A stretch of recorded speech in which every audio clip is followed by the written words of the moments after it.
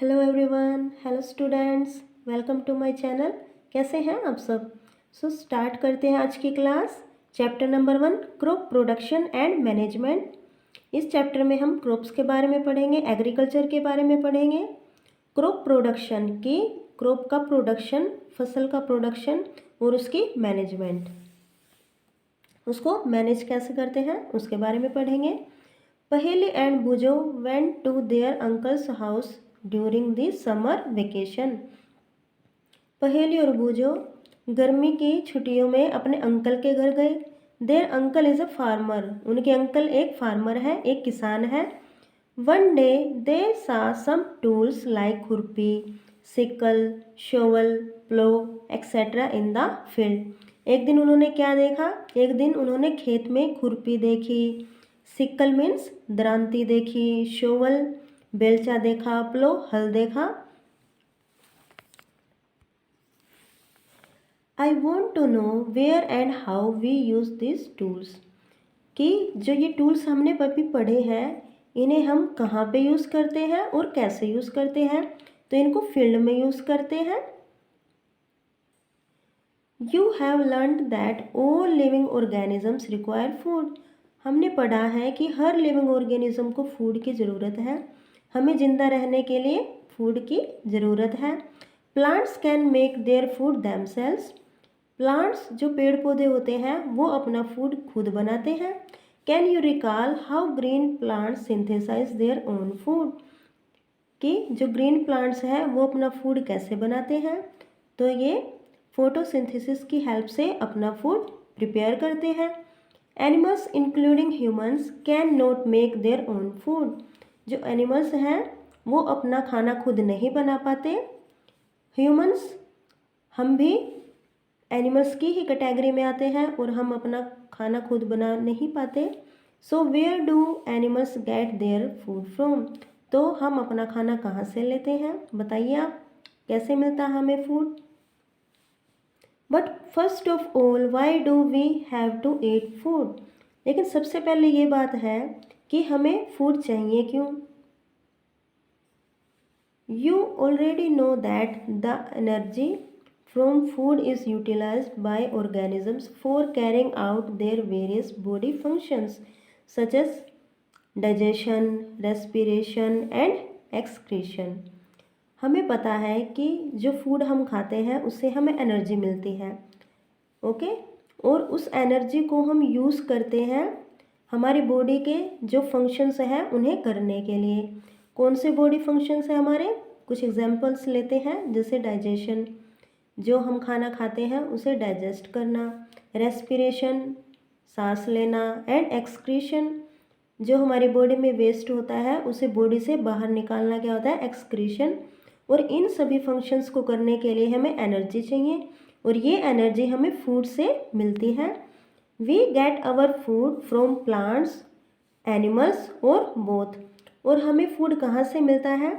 हम प्लांट्स पे फीड करते हैं, हमें अपना फूड प्लांट से मिलता है, या हमें एनिमल से अपना फूड मिलता है, या फिर दोनों से मिलता है। एग्जाम्पल क्या है? जैसे जो ओमनिवोर्स होते हैं वो प्लांट्स पे भी फीड करते हैं और एनिमल्स पे भी फीड करते हैं, okay. Since we all need food, हम सभी को फूड की ज़रूरत है। How can we provide food to a large number of people in our country.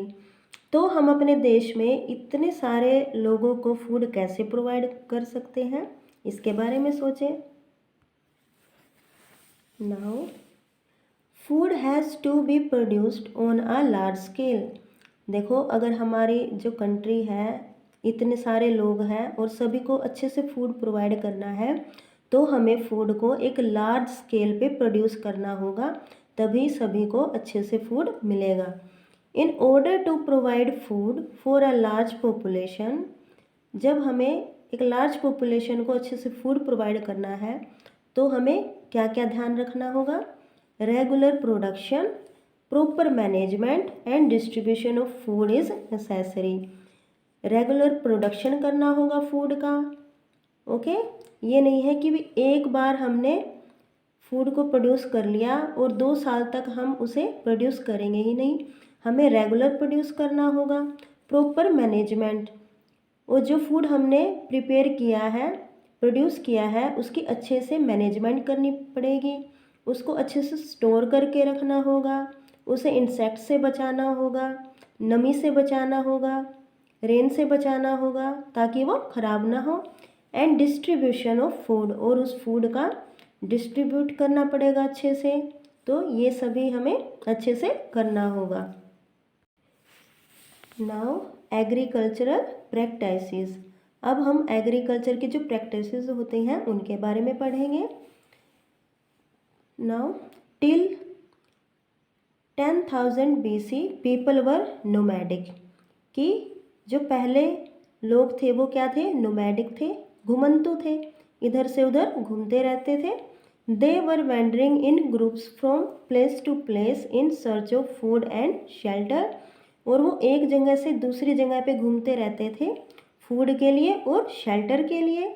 They ate raw fruits and vegetables, वे कच्चे फ्रूट्स को और वेजिटेबल्स को खाते थे। And started hunting for animals for food, और फिर उन्होंने क्या स्टार्ट कर दिया, एनिमल्स का शिकार करना स्टार्ट कर दिया और एनिमल्स को खाने लगे। Later they could cultivate land and produce rice, wheat and other food crops, फिर बाद में उन्होंने ज़मीन के ऊपर खेती करना स्टार्ट किया और राइस, व्हीट और अदर फूड क्रॉप्स को उगाना शुरू कर दिया। दस वॉज बोर्न एग्रीकल्चर, और इस तरह से कृषि का जन्म हुआ। When plants of the same kind are grown and cultivated at one place on a large scale, it is called a crop. अब हम ये जानते हैं कि क्रॉप क्या होती है, फसल क्या होती है। जब एक प्लेस पे, एक जगह पे एक ही वैरायटी के, एक ही तरह के प्लांट्स को उगाया जाता है एक लार्ज स्केल पे, तो उसे हम क्या बोलते हैं, उसे हम एक क्रॉप बोलते हैं, एक फसल बोलते हैं। For example, crop of wheat means that all the plants grown in a field are that of wheat, कि अगर हम व्हीट की क्रॉप के बारे में बात करें, गेहूं की फसल के बारे में बात करें, तो एक गेहूं के खेत में हर प्लांट गेहूं का ही होगा। ओके, अगर हम व्हीट फील्ड की बात कर रहे हैं तो उस फील्ड में हर प्लांट व्हीट का होगा, तो उसे हम क्या बोलते हैं, व्हीट की क्रॉप है। You already know that crops are of different types like cereals, vegetables and fruits. हमें पता है कि जो क्रॉप्स होती हैं, फसल होती हैं, वो डिफरेंट टाइप्स की होती हैं। जैसे सीरियल्स होती हैं, सीरियल्स क्या होते हैं, अनाज। वेजिटेबल्स होती हैं, सब्जियां, एंड फ्रूट्स जो फल होते हैं। These can be classified on the basis of the season in which they grow, और हम इन्हें कैसे क्लासिफाई कर सकते हैं कि कौन से सीज़न में कौन सी फसल ग्रो होती है, उसके बेसिस पे हम इन्हें क्लासिफाई कर सकते हैं। India is a vast country, India एक वास्ट कंट्री है, हमें पता है। The climatic conditions like temperature, humidity and rainfall vary from one region to another. The climatic conditions like temperature, humidity and rainfall vary from one region to another. जो climate की conditions है, जैसे temperature, temperature क्या होता है, तापमान। Humidity, humidity क्या होती है, आर्द्रता, हवा में जो नमी होती है उसे ह्यूमिडिटी बोलते हैं। एंड रेनफॉल, बारिश, वो एक जगह से दूसरी जगह पे इंडिया में वेरी करती रहती है। अकॉर्डिंगली, तो जो हमारी क्लाइमेटिक कंडीशंस हैं उनके अकॉर्डिंग अगर हम बात करें तो accordingly there is a rich variety of crops grown in different parts of the country. तो हमारे यहाँ पे बहुत सारी वेराइटी है क्रॉप्स की जो हमारे इंडिया के डिफरेंट पार्ट्स में उगाई जाती है।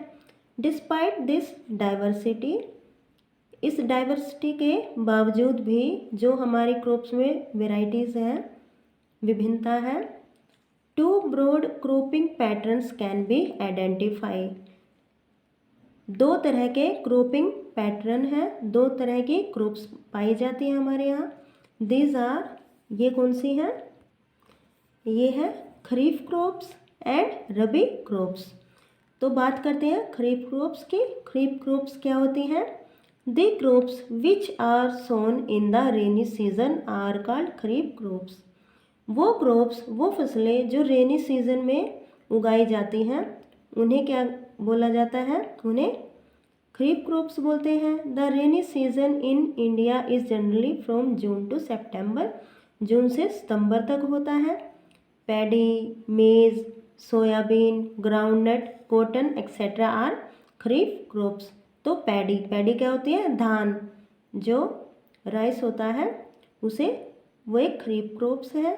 मेज, मक्का, सोयाबीन, ग्राउंडनट, ग्राउंडनट क्या होता है? मूंगफली, कॉटन, ये सभी क्या है? खरीफ क्रॉप्स हैं। Now rabi crops, rabi crops कौन सी हैं? The crops grown in the winter season are called rabi crops. जो क्रॉप्स विंटर सीजन में उगाई जाती हैं उन्हें क्या बोलते हैं हम? रबी क्रॉप्स बोलते हैं। Their time period is generally from October to March. अक्टूबर से मार्च है इनका टाइम पीरियड। इसके एग्जाम्पल्स क्या है? वीट है, ग्राम है, पी है, मस्टर्ड है एंड लिनसीड। ओके, गेहूँ, चना, मटर, सरसों। लिनसीड क्या होता है? अलसी के बीज होते हैं। ओके, तो ये थी हमारी kharif crops and rabi crops. Beside this, pulses and vegetables are grown during summer at many places. इनके अलावा पल्सेस, पल्सेस क्या होती हैं? दालें, वेजिटेबल्स, सब्जियां गर्मी के सीज़न में उगाई जाती हैं बहुत सारी प्लेसेस पे। तो दोस्तों, आज की क्लास में हमने टाइप्स ऑफ क्रॉप्स के बारे में पढ़ा है। हमारी नेक्स्ट क्लास में हम पढ़ेंगे एग्रीकल्चर प्रैक्टिसेस के बारे में। So till then, bye.